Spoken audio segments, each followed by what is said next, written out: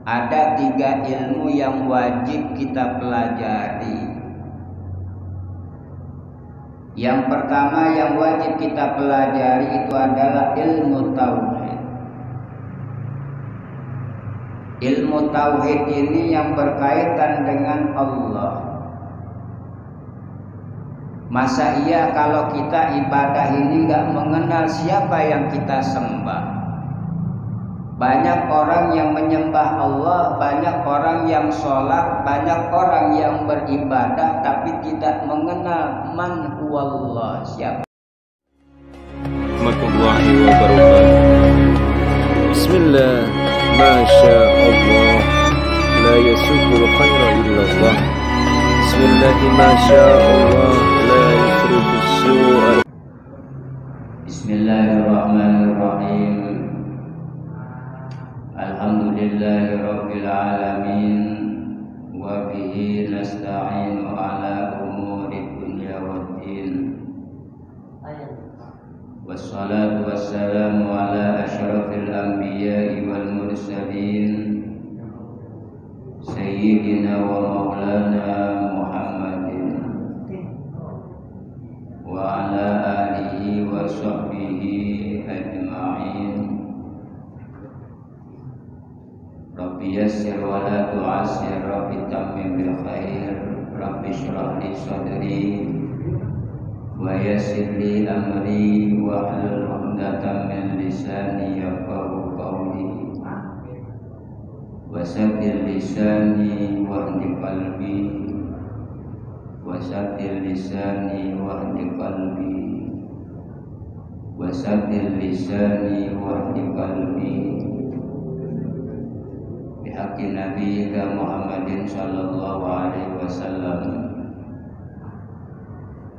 Allahumma sholli ala sayyidina Muhammad kama la nihayata li kamalika wa ala kamalik.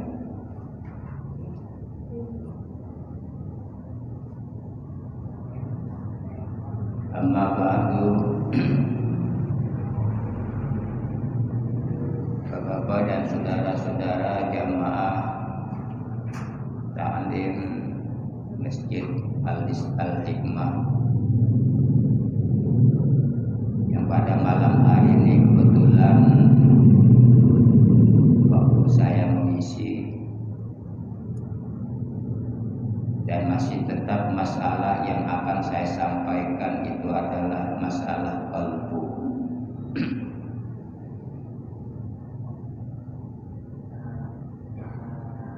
Dan pada malam hari ini saya akan menyampaikan satu tema, satu materi yang saya kutip dari surah Al-Mu'min atau surah Ghafir ayat 35 yang berbunyi a'udzu billahi minasyaitonir rajim alladzina yujadiluna fi ayatillahi bighairi sultanin atahum kabura maqtan 'indallahi wa 'indal ladzina amanu kadzalika yatba'ullahu 'ala kulli qalbin mutakabbirin jabbarin.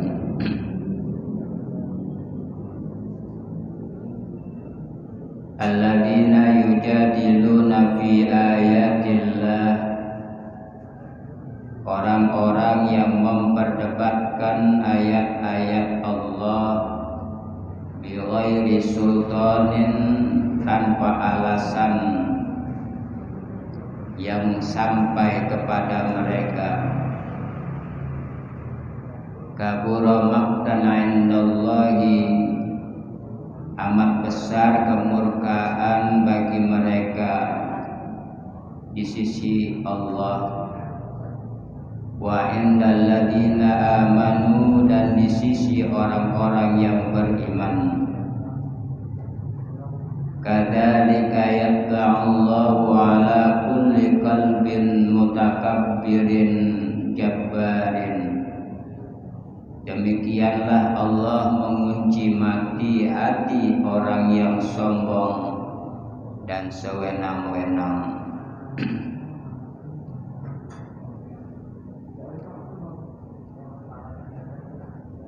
Bapak-bapak dan saudara-saudara,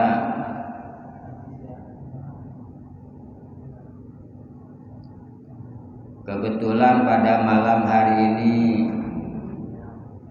saya menyampaikan satu firman Allah dari surah Ghafir atau surah Al-Mu'min ayat 35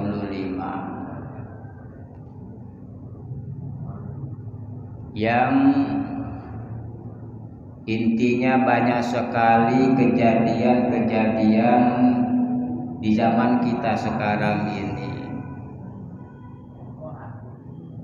Yang mana yang pertama, banyak orang-orang bodoh yang mempersoalkan, yang memperdebatkan, yang mempermasalahkan ayat-ayat Allah. Padahal mereka sendiri belum tahu, padahal mereka sendiri tidak ada ilmunya, tapi sok tahu. Kalau kita mempersoalkan, memperdebatkan ayat-ayat Allah yang tanpa dasar ilmu, maka kita akan menjadi orang yang tersesat nantinya, karena kita akan menyimpang dari ajaran-ajaran Allah. Nah, yang kedua, inti dari ayat ini adalah kabura maqtan 'indallahi wa 'indal ladzina amanu, di mana Allah sangat murka sekali dan juga orang-orang yang beriman. Kepada siapa? Kepada orang-orang yang memiliki hati yang sombong, yang memiliki sifat watak yang sombong dan sewenang-wenang.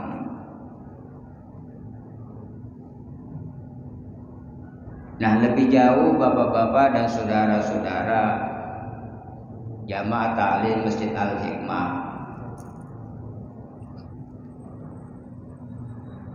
di dalam kitab Minhajul Abidin itu diterangkan bahwa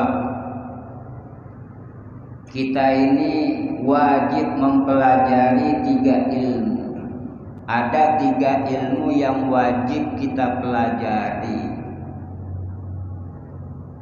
Yang pertama yang wajib kita pelajari itu adalah ilmu tauhid. Ilmu tauhid ini yang berkaitan dengan Allah. Masa iya kalau kita ibadah ini nggak mengenal siapa yang kita sembah? Banyak orang yang menyembah Allah, banyak orang yang sholat, banyak orang yang beribadah, tapi tidak mengenal man huwallah, siapa itu Allah. Sehingga banyak sekali orang-orang yang akhirnya menjadi orang yang ingkar, menjadi orang yang kufur,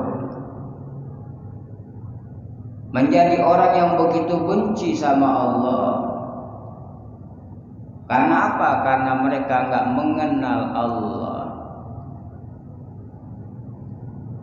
Seharusnya kita adalah sebagai orang yang beribadah, yang menyembah kepada Allah, kita harus mengenal man huwallah, siapa itu Allah.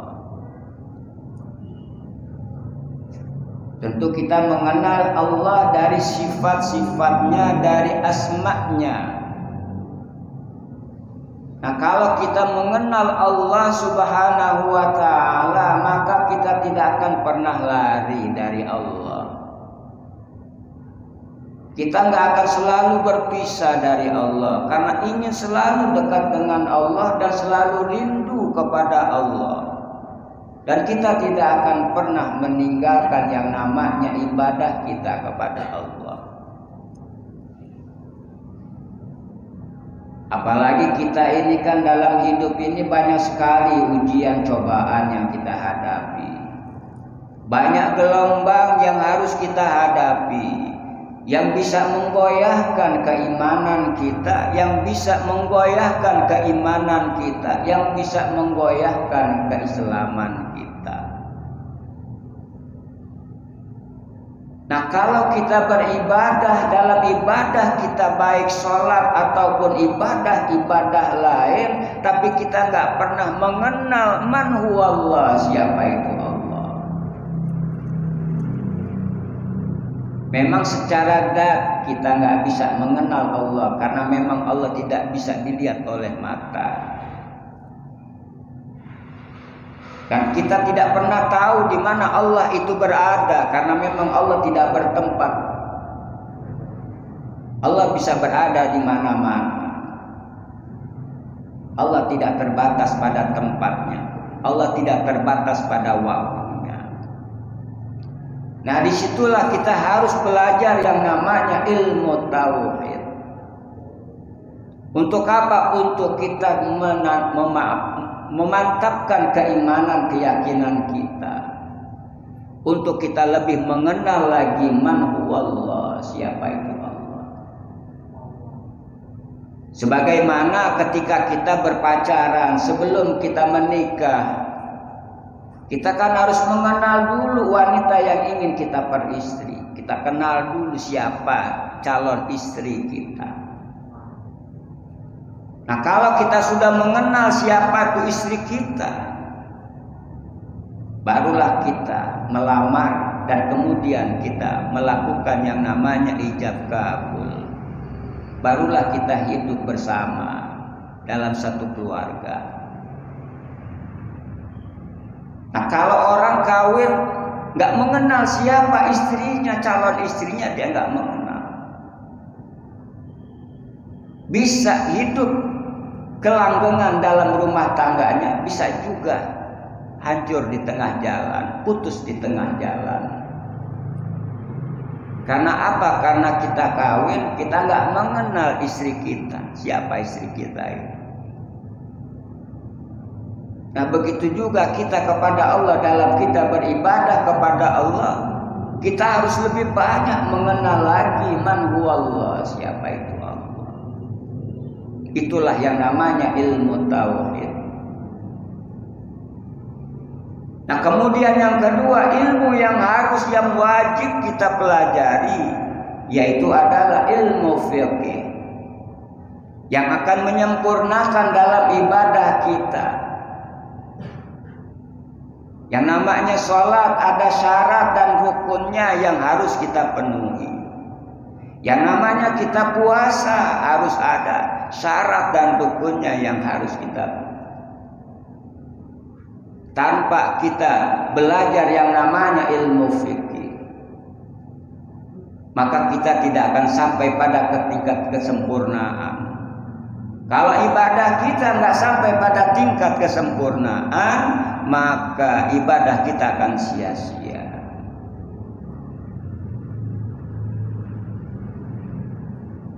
Nah, yang ketiga, ilmu apa yang kita pelajari, yaitu adalah ilmu sirri atau ilmu tasawuf. Ilmu tasawuf ini adalah masalah hati. Kalau kita melaksanakan yang namanya sholat, tapi hati kita kotor, hati kita nggak bersih, ada intrik-intrik kemusyrikan, ada intrik-intrik kemunafikan, ada intrik-intrik takabur, ujub, dan berbagai macam kotoran-kotoran hati yang masuk di dalam hati kita, sehingga pada akhirnya sholat kita akan sia-sia kita lakukan.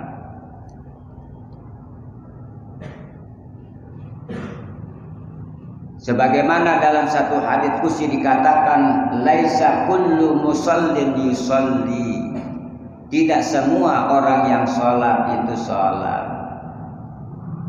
Kenapa, Pak? Zahirnya dia sholat, tapi hatinya nggak sholat. Hatinya dipenuhi dengan kotoran, hatinya penuh dengan kotoran-kotoran yang bisa merusak daripada ibadah kita. Maka dari itu bapak-bapak dan saudara-saudara, inilah pentingnya hati. Makanya Rasulullah Sallallahu Alaihi Wasallam mengatakan innamal a'malu binniyat. Sesungguhnya yang namanya perbuatan itu adalah tergantung niatnya. Kalau niatnya baik, maka amaliyahnya baik, ibadahnya baik. Tapi kalau niatnya nggak baik, niatnya jelek, niatnya buruk, maka segala amalnya, ibadahnya juga tidak baik. Orang baca Quran, orang mengajar, orang sebagai khatib dan sebagainya, tapi niatnya nggak benar, niatnya nggak baik, juga nggak akan benar, nggak akan baik. Kita duduk di dalam masjid, tapi bukannya untuk kita i'tikaf, bukannya untuk kita tafakur, tapi kita justru malah bisa merusak kekhusyuan orang yang sedang i'tikaf. Itu semua kembali kepada hati. Makanya itulah dikatakan oleh Nabi, ala inna fil jasadi mudghah idza saluhat saluhal jasadu kulluh wa idza fasadal jasadu kulluh ala wahyal qalb. Kalau segumpal daging ini rusak, kalau segumpal daging ini baik-baik semuanya. Kalau segumpal daging ini rusak, ya rusak semuanya. Nah, inilah bapak-bapak dan saudara-saudara, kembali lagi kepada ayat tadi, di mana banyak orang yang mempersoalkan, memperdebatkan ayat-ayat Allah Subhanahu wa ta'ala. Banyak sekali yang kita dengar di zaman kita sekarang ini.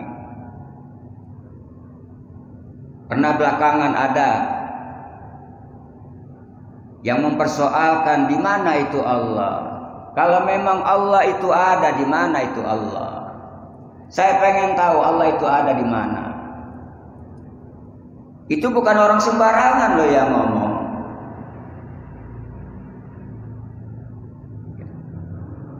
Nah, di sini makanya bapak-bapak dan saudara-saudara, kalau kita nggak ada ilmunya, kalau kita nggak tahu ilmunya, nggak perlu kita perdebatkan ayat-ayat Allah Subhanahu wa ta'ala. Dan satu hal yang perlu saya ingin sampaikan kepada bapak-bapak dan saudara-saudara, yang namanya ayatullah, ada ayatullah as-sughra, ada ayatullah al-kubra. Ayatullah as-sughra itu adalah Al-Quran yang sifatnya simpel. Tapi yang namanya ayatullah al-kubra itu adalah alam ini. Pergantian cuaca dari panas hujan, dari mendung, dari cerah ke mendung lalu kemudian hujan. Yang tadinya nggak ada angin lalu kemudian datang angin. Ada orang yang kaya, ada juga orang yang miskin. Yang tadinya kaya jadi miskin, yang tadinya miskin jadi kaya. Itu adalah di antara ayatullah al-kubra.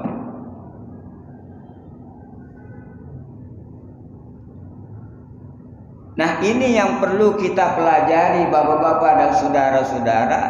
Dari ayatullah al-kubra inilah yang harus kita renungkan, yang harus kita pahami.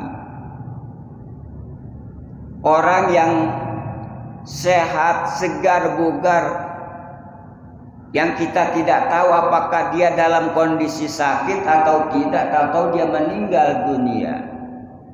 Ada yang orang sakit, sudah sekarat, sudah kritis penyakitnya, tapi justru sehat. Kok bisa? Itu semuanya adalah yang disebut dengan ayatullah al-kubra. Nah, makanya di sini bapak-bapak dan saudara-saudara, kembali lagi, di mana lanjutan daripada ayat ini adalah kabura maqtan 'indallahi wa 'indal ladzina amanu. Kalau kita memperdebatkan persoalan-persoalan yang tidak ada dasar hukumnya atau yang kita tidak tahu ilmunya, itu akan mendatangkan murkanya Allah Subhanahu wa ta'ala dan kemurkaannya orang-orang yang beriman kepada Allah. Akan menjadi membuat gaduh kehidupan ini. Ya. Di zaman kita ini sudah terjadi bapak-bapak dan saudara-saudara yang memperdebatkan, yang mempersoalkan yang namanya ayatullah. Nah, kita nggak boleh terbawa arus seperti itu. Kita harus berpegang kepada prinsip, yaitu yang namanya keyakinan kita. Keyakinan kita kepada Allah, keimanan kita kepada Allah Subhanahu wa ta'ala. Apa yang ada dalam kehidupan kita semuanya berjalan sesuai dengan sunnatullahnya. Gak ada yang bisa menolak daripada sunnatullah. Orang yang miskin pengen jadi kaya, keinginannya jadi orang kaya boleh saja. Jalani usahanya, jalani ikhtiarnya, usahanya. Soal nanti dia jadi orang kaya atau tidak, itu soal lain. Itu adalah soal Allah Subhanahu wa ta'ala. Tapi orang yang kaya, yang diberikan oleh Allah kaya, kalau dia nggak bersyukur, dia nggak bisa memanfaatkan kekayaannya, bisa saja Allah balikkan lagi dia menjadi orang yang miskin. Itu semua adalah sunnatullah. Makanya kita jangan sampai terobsesi dengan hal-hal yang kita tidak tahu sendiri ayat-ayatnya. Kita harus banyak lagi belajar bapak-bapak dan saudara-saudara. Inilah pentingnya yang namanya belajar. Kata Nabi, thalabul ilmi faridatun ala kulli muslimin wa muslimatin. Supaya apa? Supaya apa yang kita kerjakan itu tidak sia-sia. Nah, bapak-bapak dan saudara-saudara, ada beberapa catatan yang saya ingin sampaikan kepada bapak-bapak dan saudara-saudara jamaah ta'lim. Yang pertama, kata Nabi sallallahu alaihi wasallam, qaswatul qalbi min kathratid dunub. Matinya hati itu karena banyak dosa. Bermula dari banyaknya dosa sehingga pada akhirnya hati menjadi beku, hati menjadi batu. Diberi nasihat, diberi pengajaran dan sebagainya, itu tidak akan pernah sampai, tidak akan pernah masuk. Karena hati sudah membeku, sudah membatu. Karena apa? Karena sudah terlalu banyak dosanya.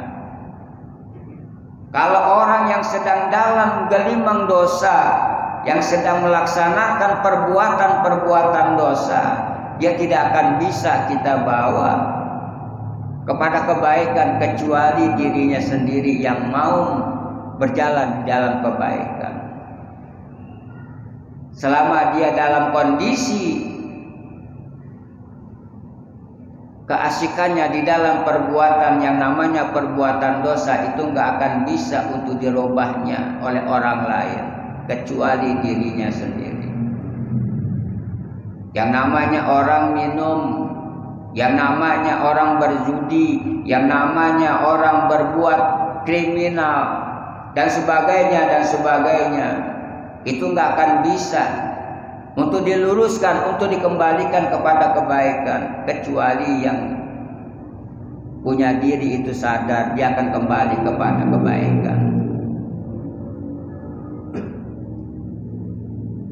Nah, kalau orang sudah terlalu banyak, sudah begitu besar dosanya, maka hatinya akan menjadi batu. Dia nggak akan bisa menerima yang namanya nasihat. Dia tidak akan bisa yang namanya ajaran-ajaran yang baik. Nah, kemudian yang kedua saya ingin sampaikan, di mana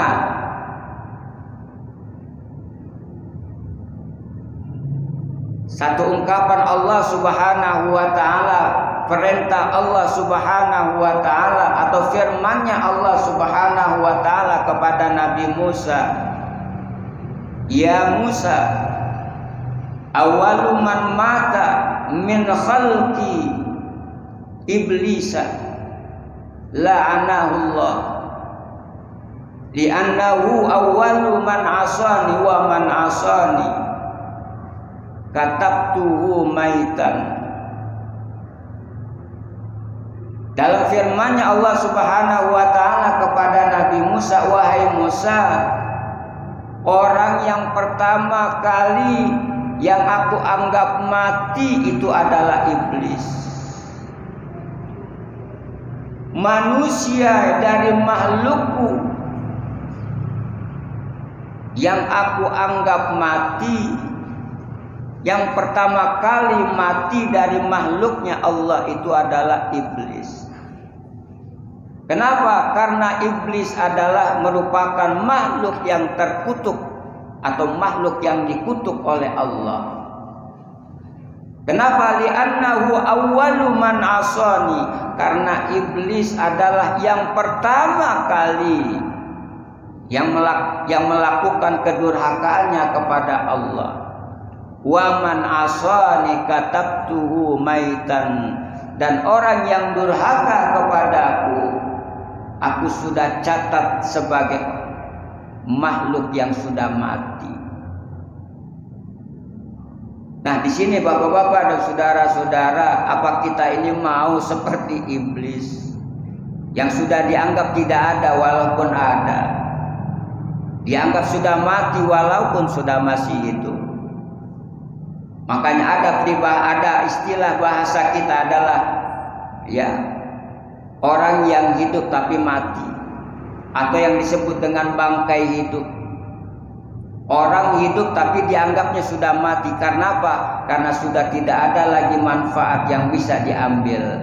Tidak akan lagi ada yang bisa untuk diberikan kepada dia, karena dia sudah tidak bisa menerima yang baik.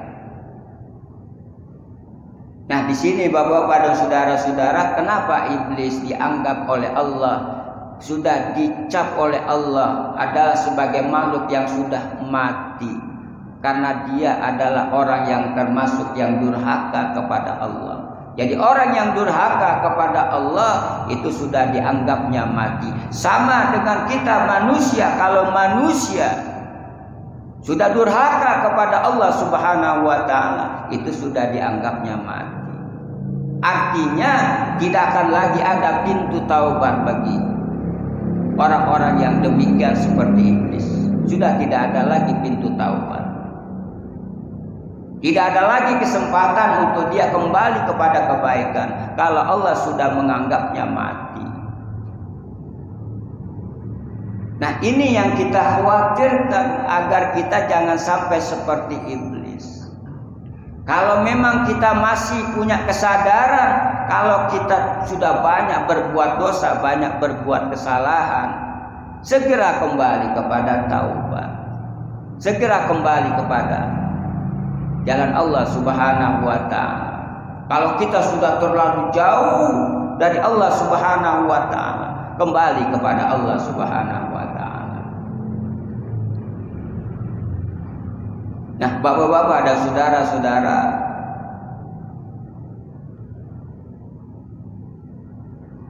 inilah yang dikatakan oleh Imam Al-Ghazali, bahwa yang namanya makna yang terkandung di dalam Al-Quran dari kalimat at-taqwa itu ada 3. Kata Imam Ghazali, makna daripada takwa di dalam Al-Quran itu ada 3. Yang pertama yaitu adalah al-khasyah wal haibah. Orang yang takwa itu adalah orang yang punya rasa takut kepada Allah, orang yang punya rasa hormat ta'zimnya kepada Allah. Itu orang yang bertakwa. Kata Imam Ghazali yang terkandung di dalam Al-Quran.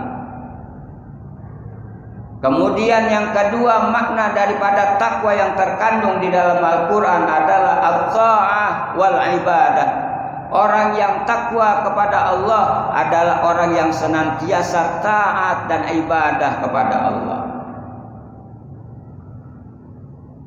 Nah, kemudian yang ketiga, makna takwa yang terkandung di dalam Al-Quran yaitu adalah tanzihul qalbi minadz-dzunubi, membersihkan hati daripada segala dosa kesalahan yang kita lakukan.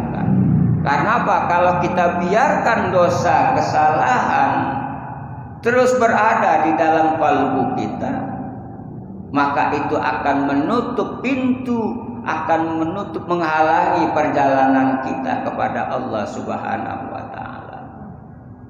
Itulah makanya pentingnya yang namanya qalbu. Makanya di dalam surah Al-Baqarah, ayat awal-awal ayat surah Al-Baqarah, di mana orang-orang munafik yang ingin menipu Allah, yukhadi'unallaha walladzina amanu. Orang-orang munafik ingin menipu Allah, ingin menipu umat Islam, ingin menipu orang-orang yang beriman. Tapi padahal mereka tidak lain adalah karena menipu dirinya sendiri. Yukhadi'unallaha walladzina amanu wa ma yakhda'una illa anfusahum wa ma yash'urun. Keinginannya dia ingin menipu Allah, keinginannya mereka ingin menipu orang-orang yang beriman. Padahal apa yang mereka lakukan semata-mata untuk dirinya sendiri. Cuman mereka tidak sadar apa yang dia lakukan itu kembali kepada dirinya. Nah, kenapa mereka seperti itu? Dikatakanlah dalam ayat berikutnya, fi qulubihim maradun fazadahumullahu marada. Di dalam hati mereka ada yang namanya penyakit. Penyakit apa? Banyak sekali penyakit. Penyakit hati. Yang namanya takabur, yang namanya ujub, dan lain sebagainya. Itu diantaranya adalah penyakit kufur, penyakit hati. Yang namanya penyakit nifak, penyakit syirik, itu adalah diantara penyakit-penyakit hati. Nah, di dalam hati mereka ada penyakit, dan mereka tidak menyadari, dia tidak obati hatinya yang sedang sakit, sehingga pada akhirnya dia menjadi orang yang sangat jauh kepada Allah, menjadi manusia, menjadi makhluk Allah yang begitu dibenci sama Allah Subhanahu wa ta'ala, sehingga pada akhirnya fazadahumullahu marada, maka Allah makin lagi menambahkan penyakitnya, memperberat lagi penyakitnya. Fazadahumullahu marada walahum adzabun adzim. Kalau Allah sudah memperberat penyakitnya, penyakit hati yang sudah tidak lagi bisa ditolerir, yang tidak bisa lagi ada pintu untuk dia bertobat, tidak ada lagi jalan untuk dia kembali kepada kebaikan, itu sudah merupakan adab Allah yang paling besar. Itulah pentingnya, seperti yang dikatakan dalam kitab Minhajul Abidin, ilmu yang perlu kita pelajari, yang wajib kita ketahui. Yang pertama adalah ilmu tauhid, yang kedua adalah ilmu fikih, yang ketiga adalah ilmu tasawuf. Orang gak akan bisa melaksanakan ibadah dengan baik kalau hatinya masih kotor.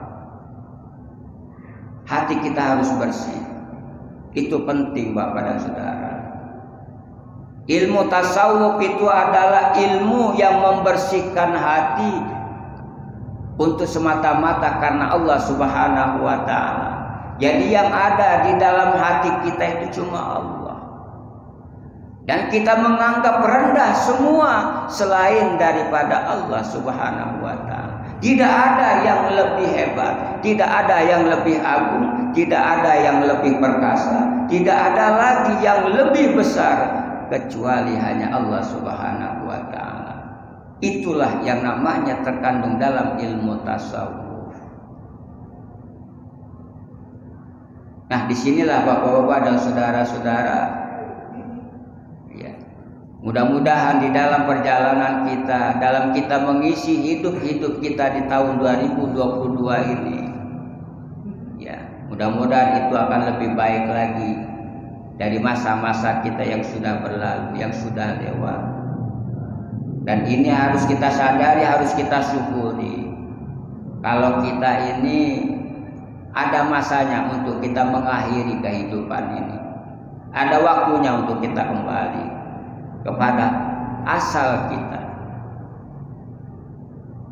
Kemana asal kita? Ya kembali lagi, yang tadinya tidak ada menjadi ada, lalu kemudian kembali lagi menjadi tiada. Kita akan kembali Bapak-bapak dan saudara-saudara.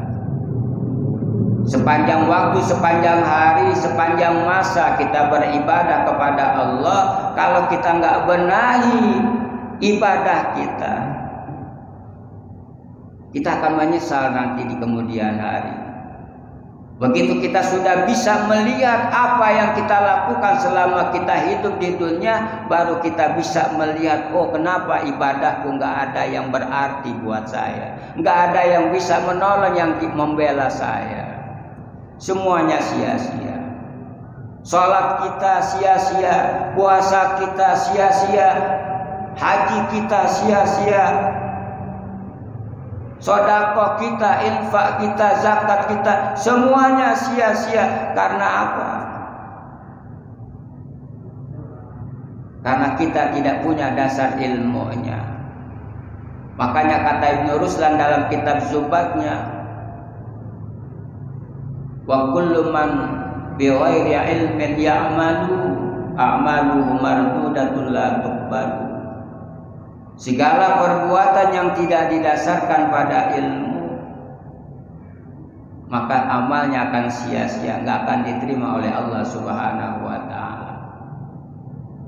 Kenapa orang puasa tapi nggak bisa merubah hidupnya? Masih seperti itu, seperti yang sudah sebelum waktunya dia berpuasa. Seharusnya orang setelah menjalankan ibadah puasa di bulan Ramadan itu bisa merubah hidupnya. Tapi kenapa nggak bisa merubah? Karena di dalam puasa ini kan kita diatur hidup kita. Kita mengendalikan yang namanya hawa nafsu. Nah ini semuanya kembali kepada hati. Itulah yang namanya kita harus belajar. Selain daripada ilmu tauhid, ilmu fikih, dan ilmu tasawuf. Ini 3 pokok ilmu yang harus kita pelajari. Supaya apa? Supaya kita betul-betul bisa sampai pada kesempurnaan. Setidak-tidaknya memperbaiki amal ibadah kita. Walaupun kita tidak sampai pada tingkat kesempurnaan yang paling tinggi, setidak-tidaknya ada perbaikan dalam ibadah kita. Itulah pentingnya Bapak-bapak dan saudara-saudara. Makanya inilah yang selalu menjadi topik saya. Di mana saya mengajar, itu selalu saya kembali kepada hati.